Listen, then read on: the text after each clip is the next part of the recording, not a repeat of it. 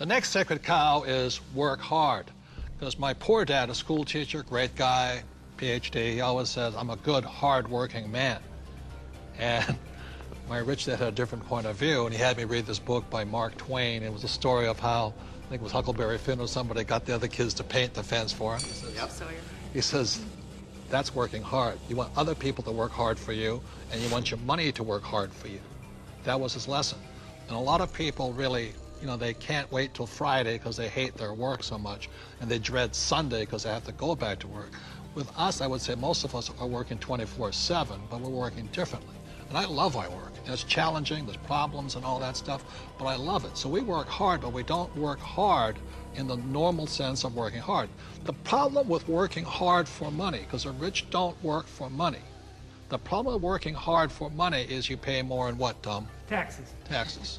The harder you work for money, the more you will pay in taxes, right? Well, right. If instead of working hard for money, like you're talking about, instead if you work for assets, then you pay a lot less taxes, because the tax law, again, is geared towards building assets. Because as we build assets, we build the economy. Time out.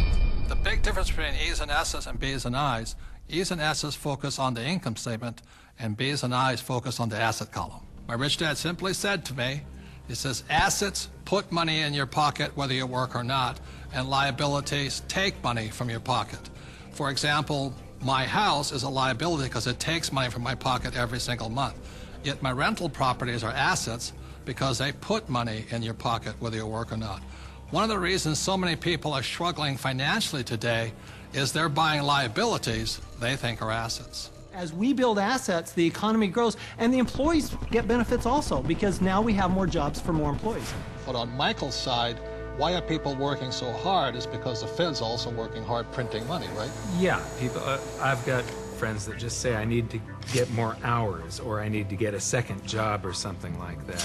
They're working harder to make a few more dollars, but they don't realize that over this entire past decade, the average in real income after inflation has been falling.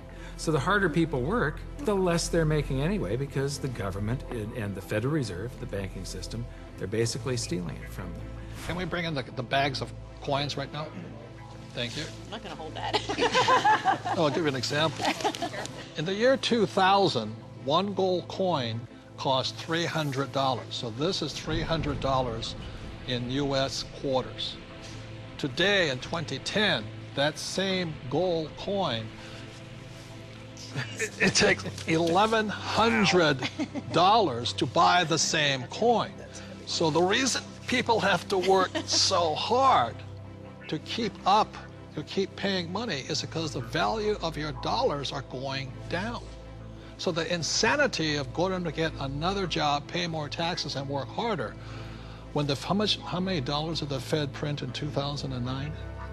From August of 2008 through 2009, they created about 1.5 times more paper dollars than it took 200 previous years to print. So that's why people are working harder, because your money is worth less. And it isn't the coin that changed. People don't understand that it isn't this price going up, it's the value of the dollar falling. It's the currency that's changing. The can of soup in the grocery store, that can of Campbell's soup, it's the same can with the same contents from back in 1950 when it was 15 cents to today where it's $1.95 or whatever it is. So that's why the rules have changed. In 1971, the U.S. dollar stopped being money and it became a currency, it became debt. It became an IOU from the federal government. And the thing is, they can print as much as they like of it. And the more they print, the harder you have to work. It all takes place in your head. Take this glass here. In this case, the glass here is context. It holds the content, in this case, the water. E's and S's have a different context than B's and I's. Having a different context, E's and S's attract the sacred cows like go to school, work hard, live below your means. B's and I's, having a different context entirely, attracts a different type of content, different type of information, different type of education. Money is created out of your head. If you're a true B and I, you're not concerned is because just like the Fed, we can print our own money.